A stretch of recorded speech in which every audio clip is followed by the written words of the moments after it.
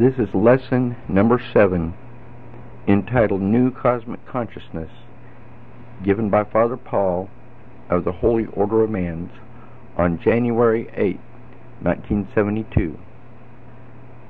This class can also be heard on tape number 601F. In cosmic consciousness. And tonight we are going to continue along the same line, because there is no other line to follow of thinking or procedure. And let us start with one of the oldies that is stated, and it is nevertheless true. The old law says, as given to you by a teacher, that when you are ready, the Master will appear or will come to you. But it meant that you had to be ready through study and development, not ready by merely sitting in a chair and waiting. The second law, as quoted for you to think about, is the metaphysical law that when the time is ripe, your mission in life and the Master who will lead you in it will come to you. This means that when you have reached the proper cosmic development, the Master of that plane will show you what your great work, what your real purpose is to be in this life, aside from the giving God the glory and following the ways and the dictates of our Master Jesus, that this is your mission. When you reach that sphere of vibration in this life or the next, it is something I cannot tell you, for each plane of consciousness or sphere of vibration has its particular field and dominion of activity, and each of us will do his best and the greatest work on earth in one of those fields will fill us with great satisfaction. We may spend 10 incarnations on earth doing all kinds of things before we reach the one real plane or level of vibration in which we are to outshine ourselves and do the greatest work for humanity. There is only one way to reach that sphere of vibration more quickly and more surely, and that is through study and development, to move forward from one plane to another as often as possible.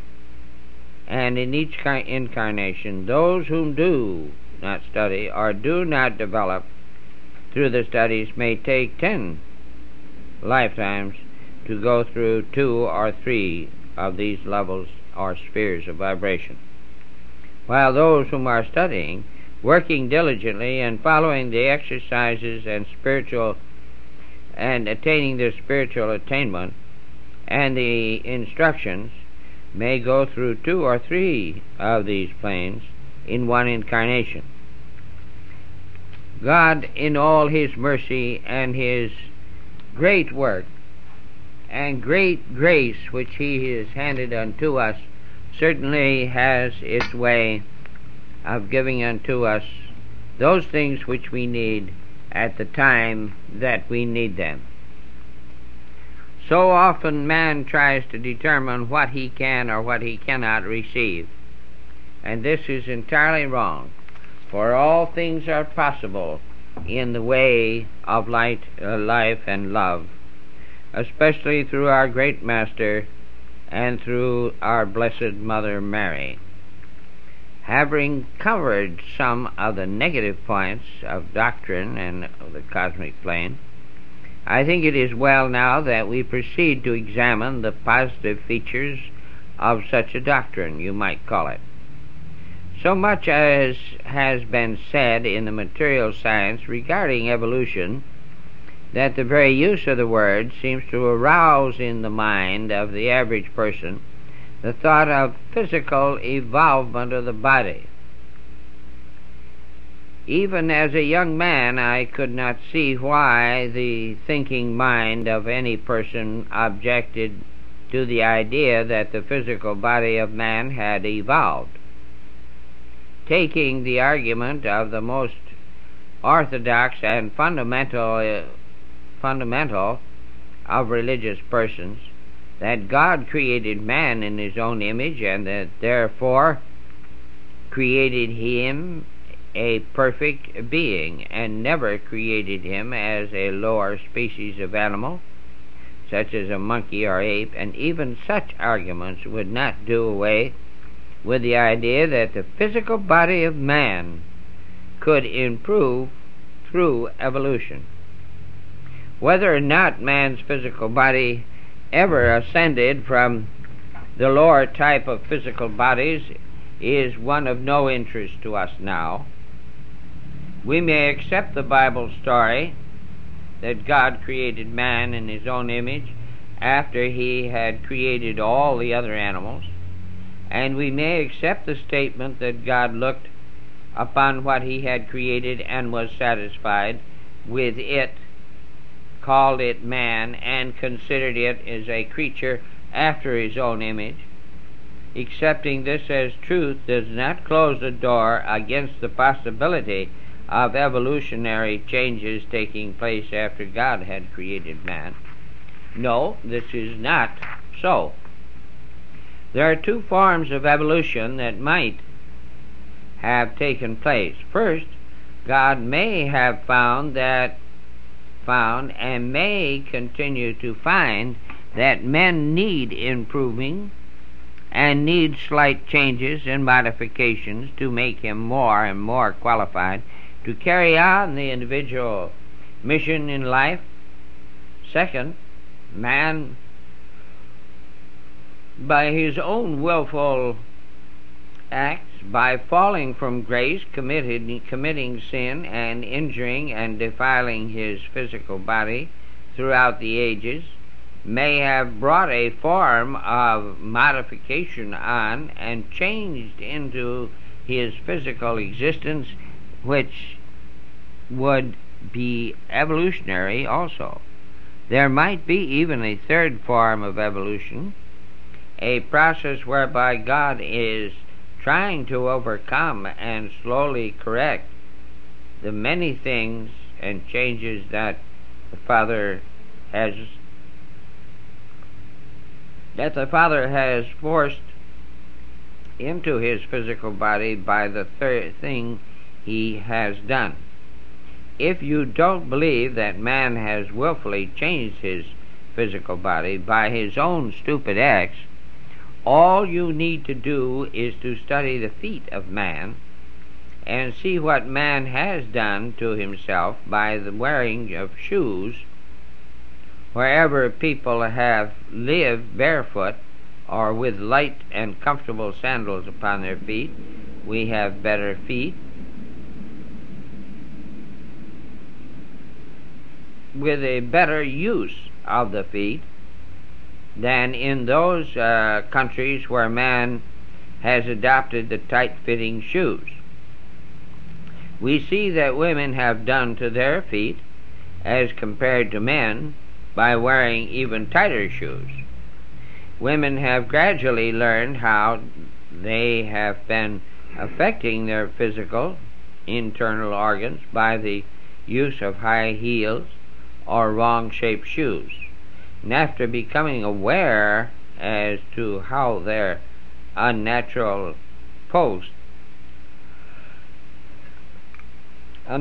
posture was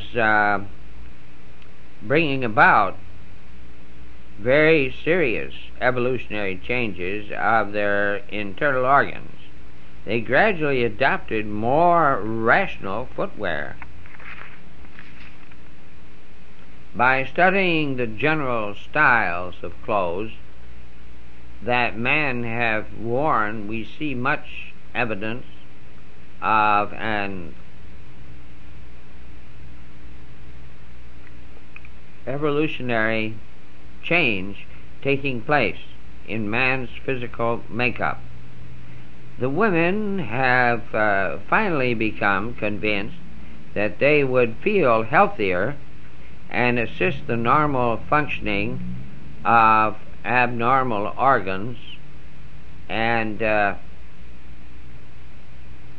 the abandoning of tight corsets helped a great deal. The same thing might be said about men's final abandonment of the stiff and hard derby hat.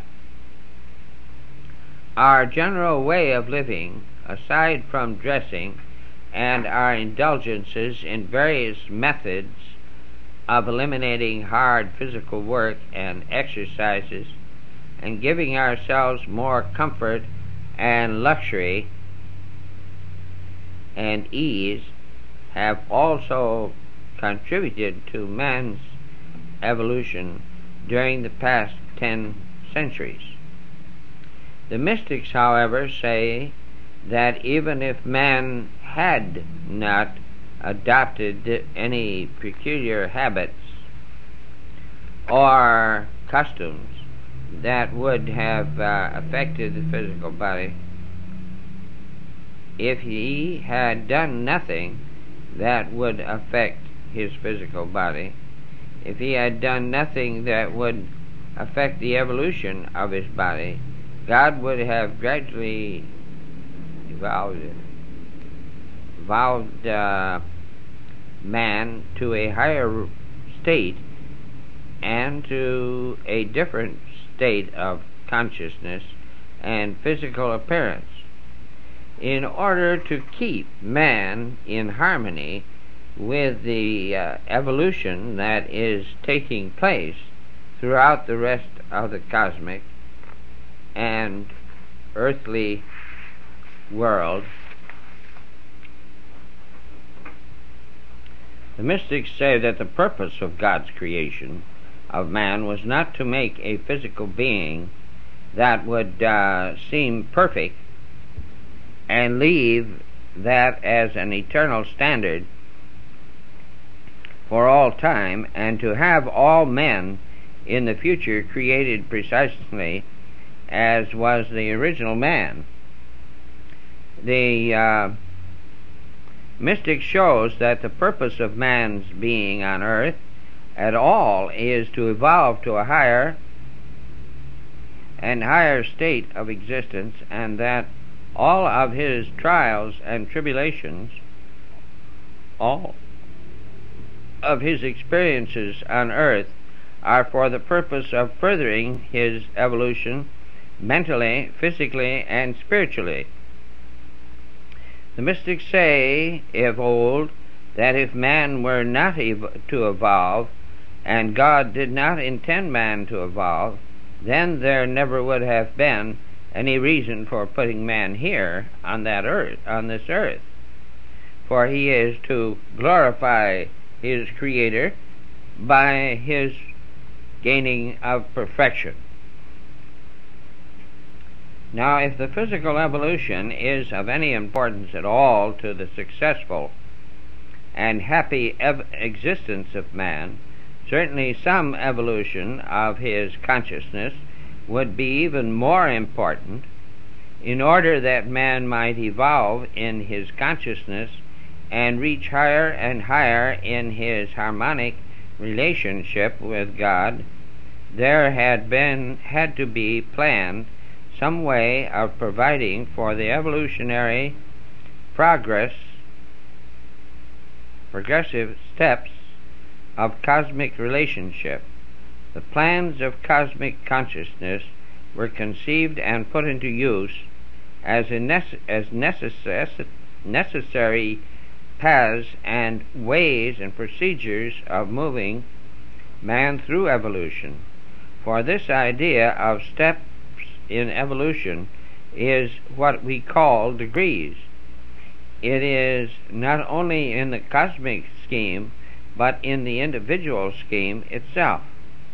It is easy to look around us at the various types of individuals we meet occasionally or casually in our neighborhood or in our lodge or in our order, and recognize those whom have reached some height of splendor and glory in their character and their inner selves, and those who are still thought of only in connection with crime or some sordid affair of life. It is an easy thing to see that those whom have that faculty of attraction have reached in some way some degree of evolvement which makes them a shining light unto other men. Man's evolution, therefore, in a physical or spiritual sense, has been gradually and progressive. Man could not evolve correctly as a mass, but only as an individual. It would be important to take 1,000 people, it would be impossible to take 1,000 people of one nation or of one period of time and evolve them equally and satisfactorily. Such mass evolution leads to no benefit for the individual and would not permit the individual to reach greater heights as a result of his personal efforts.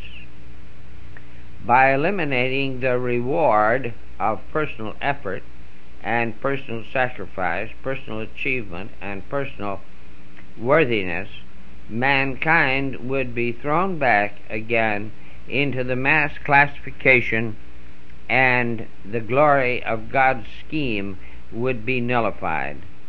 There must be leaders. There must be those whom are advanced and who can act as pathfinders and pioneers. There must be those whom are on the way and who can reach back and extend a helping hand to those whom have fallen or who have weakened. There must be those whom have contacted the light in advance of others and whom inspire others to carry on and keep to the path. There have been such leaders throughout all ages, and there have been divinely inspired men and women, and we cannot help believing that they have had the approval and the sanction of God and God's laws in such personal individual advancement.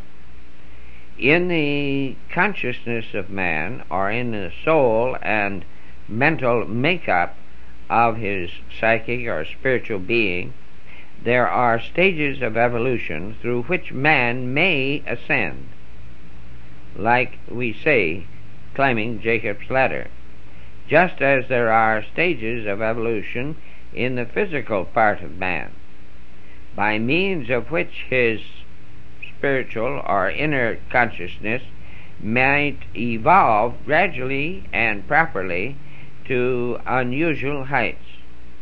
Here is where the stages of cosmic consciousness enter into our being and the realities of our existence, and we find a glorified scheme laid out before us like the itinerary of a journey to some distant land. First, there are the necessary preparations before the beginning of that journey. Then we enter the first step of that stage of the journey itself.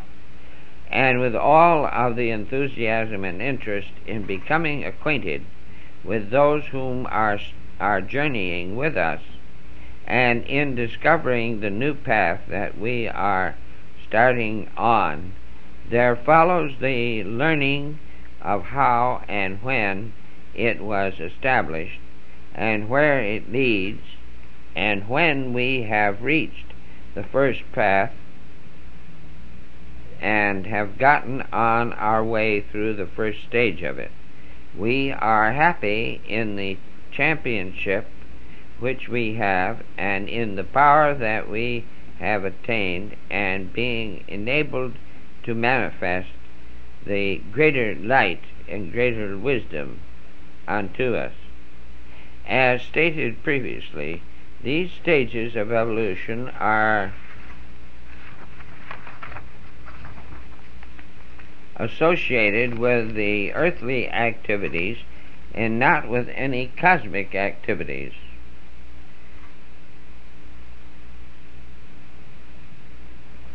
That is, they are not tied together. We progress through these stages of cosmic evolution while here on earth, and not while we are in the spiritual realm awaiting reincarnation.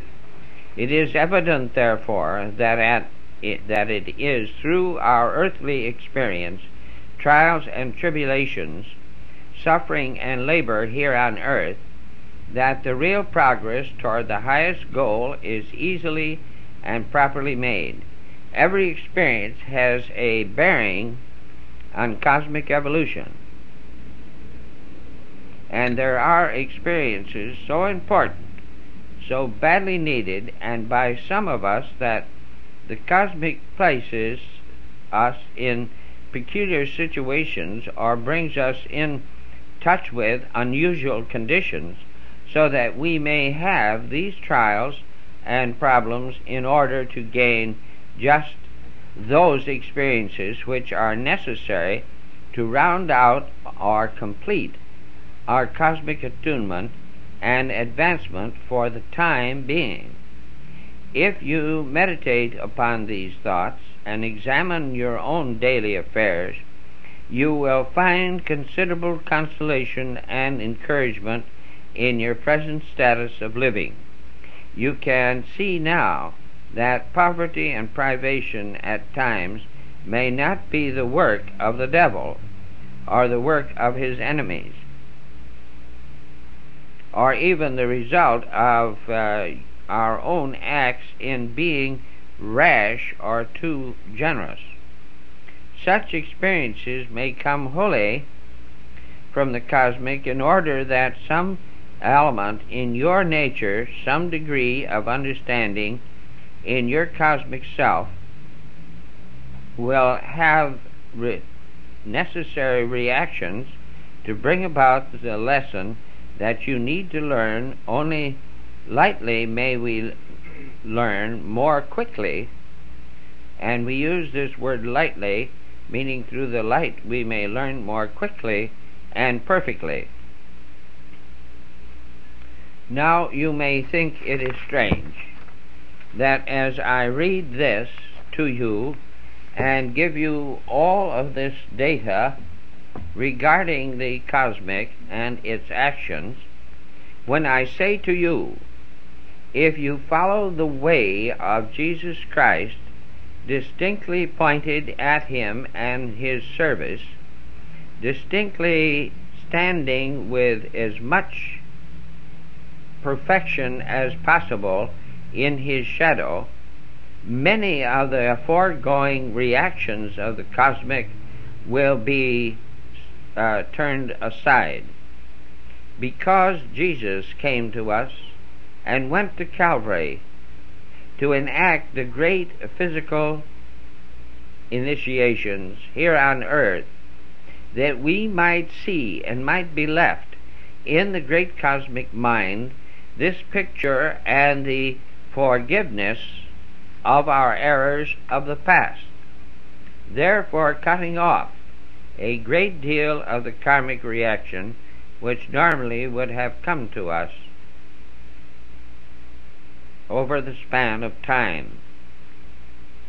And the grace which he gave, which brought to us this forgiveness, or the grace which came through forgiveness, should I say, this is what is known in the church as, in their name, our name rather for it, is regeneration and rebirth. They say he brought the atonement, and this is true. He atoned and took on the sins of the world. The wise are always contented and the foolish are always discontented. There is no end to discontent and contentment, and it is the highest happiness. People whom have reached the perfect way do not grieve. They are always conscious of the final destiny of all creatures. One must not give way to discontent, for it is like a very strong poison. It kills persons of underdevelopment and intelligence, just as a child is killed by the enraged snake. That man has no manliness, whose energies have left him, and who is overpowered with perplexities. When an occasion for the exercise of vigor presents itself, out of the actions are surely followed by their consequence. However, it merely gives us up to a passive indifference in worldly affairs, accomplishes no good. Instead of murmuring, one must try to find out the way by which we can secure exemption from misery. The means of salvation found, we must then free himself from sensuality. The man who has attempted a high degree of spiritual knowledge is always conscious of a greater deficiency and instability of all matter. Such a person keeps in view the final doom, never grieves. But doom is not used as a catastrophe, but as the final dispensation of matter on this level of density. It is said of Jesus the Christ that he was the great Prince of Peace. If we attempt to find the golden thread through his teachings that are stronger or greater than any others, we find two that are perhaps the most important of these. We would label peace and love. Surely Jesus determined that what the world needed and what the individual needed above everything else was peace. A secondary, or shall we say, an important condition necessary for this great peace of mind, heart, and soul was the universal love. Jesus did not concern himself very greatly about the problems that existed between the tribes and nations of people, and when he spoke of peace, he did not have in mind primarily the unrest or even the warfare that existed between the nations. He was speaking more of the unrest in the individual. I do not believe that it is necessary for me to say to you that if the sole personality of the individual is at peace and understands the principles of the universal love, there will be peace between the people and nations of people. To attempt to establish peace between nations without establishing peace between the individual and their contact with the world is impossible. If you will think for a moment, you will see how futile it is for our statesmen and diplomats of today to attempt to regulate the unrest throughout the world and establish universal peace in its larger form without making an attempt to bring peace and love into the hearts and the consciousness of the individuals who compose these nations. Such method is an attempt to attack the problem or solve the problem by beginning at the wrong end.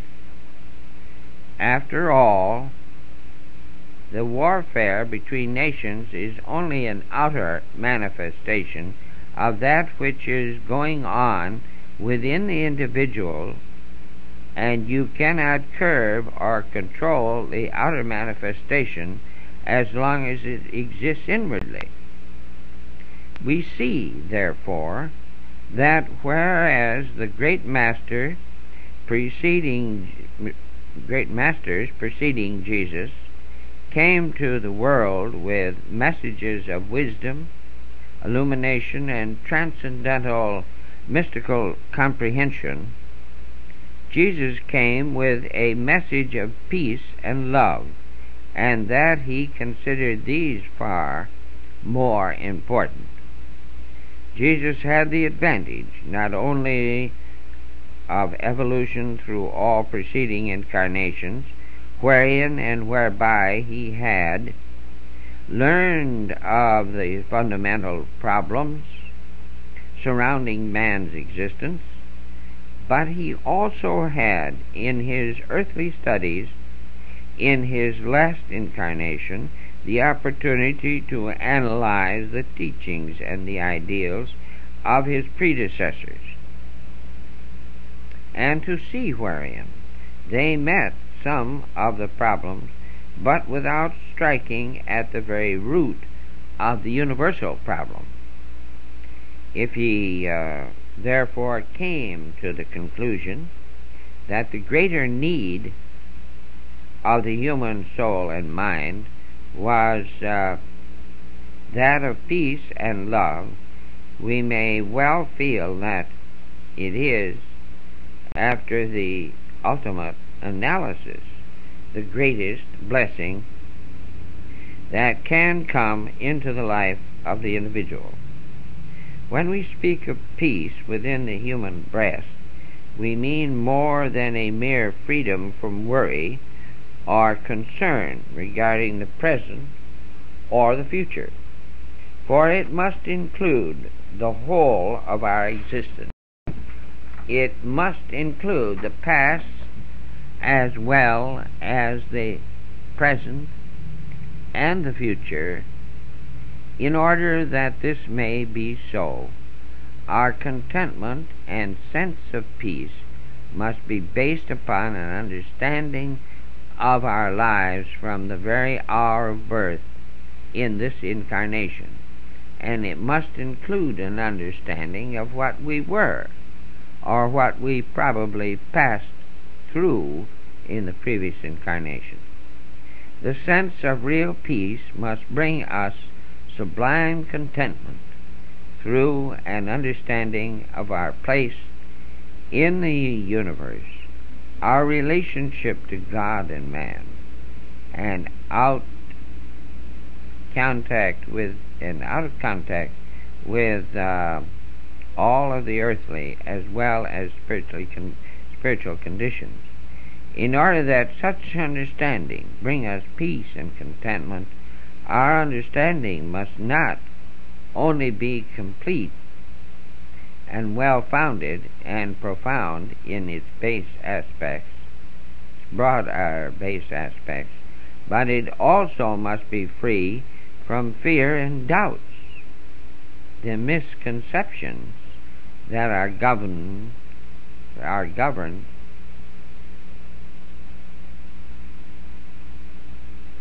and they do govern the average being.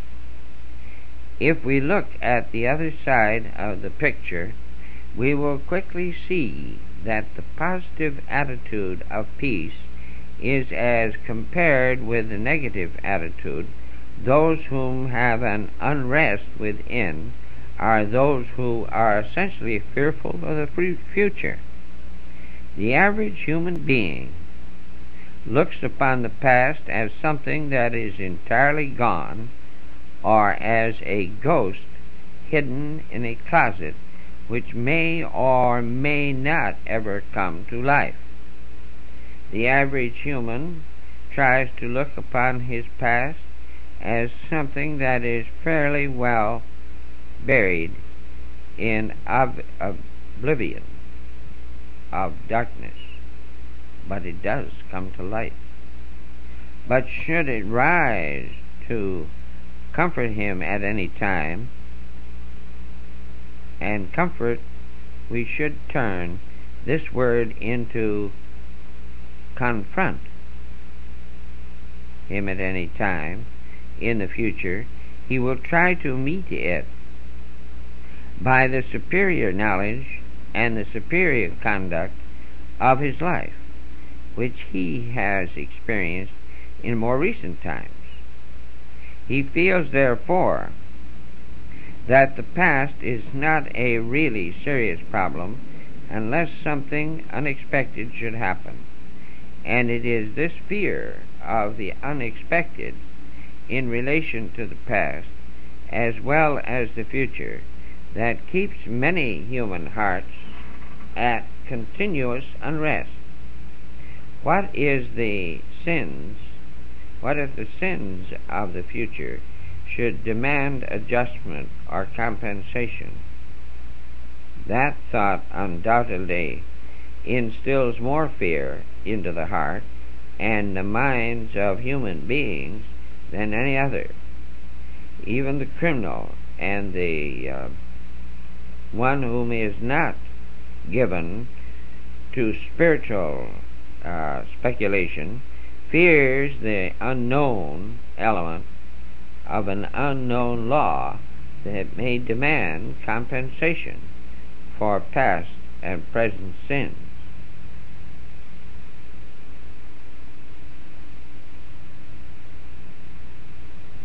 Compensation for past and present sins. This is a good terminology of karma. Adding to this the doubt as to what the future may hold and what the ultimate goal of his existence may be, he sees that fear is the element which keeps peace from being a positive, dominating factor in his life and in the lives of those whom do not understand the universal law and the laws of universal love. Therefore, the man and woman whom is developing a sense of peace and contentment is one who is rising above the misconceptions and the doubts and the fears that have enslaved man through all ages. Early in our youth we were taught in our copybooks and in the proverbs of the classroom that it is the fearless man and the fearless woman whom can rise to the greatest heights. We were taught the value of bravery. Undoubtedly, fear is the greatest stumbling block in the lives of the children and adults, and it is most certainly that which prevents the daring exploration of the unknown, and it is the unknown which makes man a coward and holds him from reaching the heights that he may reach. Peace and contentment bring as a natural result a sense of fearlessness and bravery. The mystic whom has attained a sense of peace and love and feels absolute contentment, regardless of the present and the future, is the one who is ready to extend and expand his consciousness and enlarge the world in which he lives. He is ready to meet all of its revelations, all of its manifestations, and to rise above those which are undesirable and enjoy those to the fullest those which are harmonious. Therein lies another important key to the value of peace and contentment. This contentment, this attitude of contentment, brings to the individual a greater blessing of life, for it attunes him with the peace that reigns throughout the world in the cosmic. It brings him joy and pleasure, thrills and ecstasy, that the fearsome one whom is in a state of unrest never experiences. The Buddhist thought that this great state of peace could be attained only by a degree of suspension of earthly consciousness, which they called nirvana.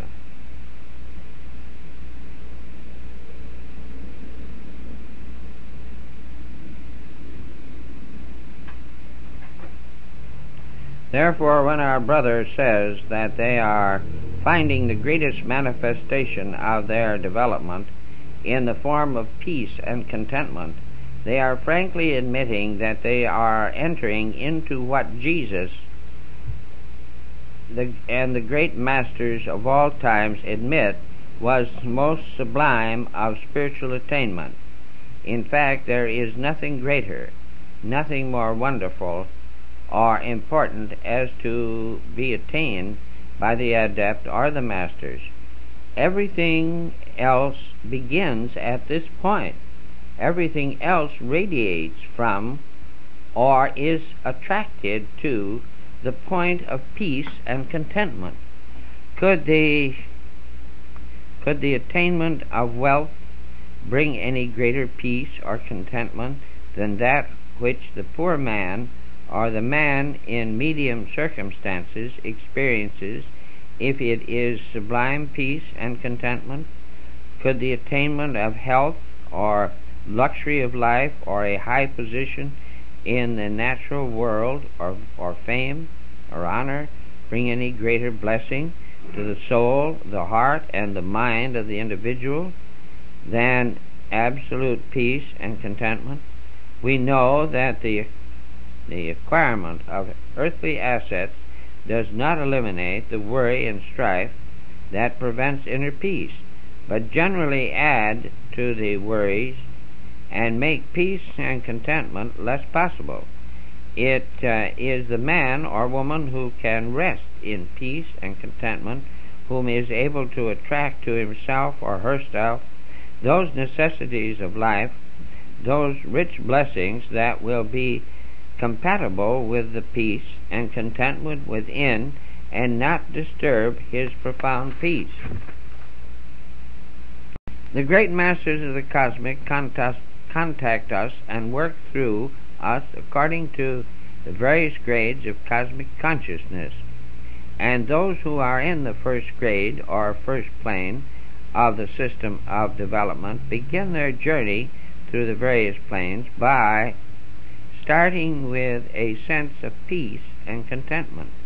There are several planes of cosmic consciousness, and they have nothing to do with any planes of future existence so often referred to in pseudo-metaphysical writings. It is true, however, that a plane of cosmic consciousness in this earthly life has its relative plane in the future state. A person who has passed through transition here on earth, while in the first or second or third plane of cosmic consciousness, will dwell in that same plane of cosmic consciousness in their hereafter until he's ready for reincarnation occurs. If transition should occur while the adept is dwelling in the fifth plane of cosmic consciousness here on earth, he will continue to be in that fifth plane of cosmic consciousness after transition and will not change that plane until the next time that he comes into development here on earth and this plane.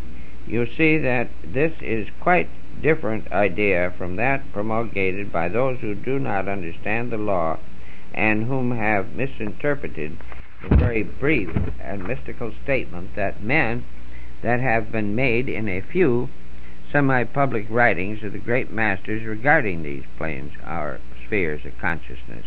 Great masters tried to refer to these planes of consciousness or planes of transcendental experience without revealing to the uninitiated or the unworthy the real facts. These veiled and guarded statements have been misinterpreted by those whom were not qualified to understand them, and assume that in the future existence of man, or in the future spiritual existence, there are various planes of consciousness through which he passed between the incarnations. They believe that at transition man went into first plane of consciousness and then gradually passed to the second, then the third, and the fourth, until he reached the highest of these planes, and then was either ready for reincarnation again, or for some reason remain in the highest of these planes as a master worker in the cosmic. That is entirely erroneous and without foundation in the universal scheme of things.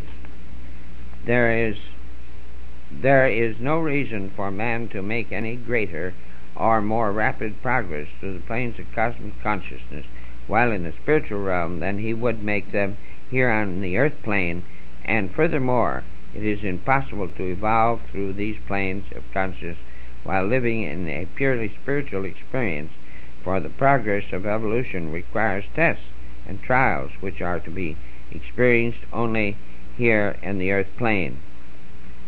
Unless one has passed beyond the sphere or of reality, or has removed himself from the wheel of karma. We see, therefore, that whatever progress man makes in the various planes of cosmic consciousness remain here on earth or on some other sphere, while the grace of God does give us help, and that we do not pick up all of what some would call karma, and that the period he spends in spiritual existence is a temporary suspension of progress in these planes, during which he enjoys the rich rewards of those planes that he has attained at the time of his transition.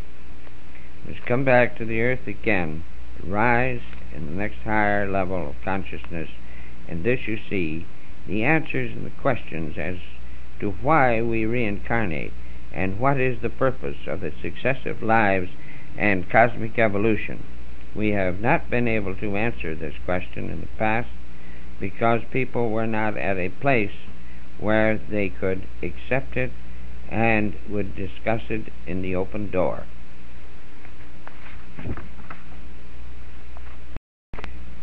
May I suggest, therefore, the great value and the great benefit of contemplation and meditation upon the fact that you are now about to enjoy the benefits of this first plane of cosmic consciousness just through your work.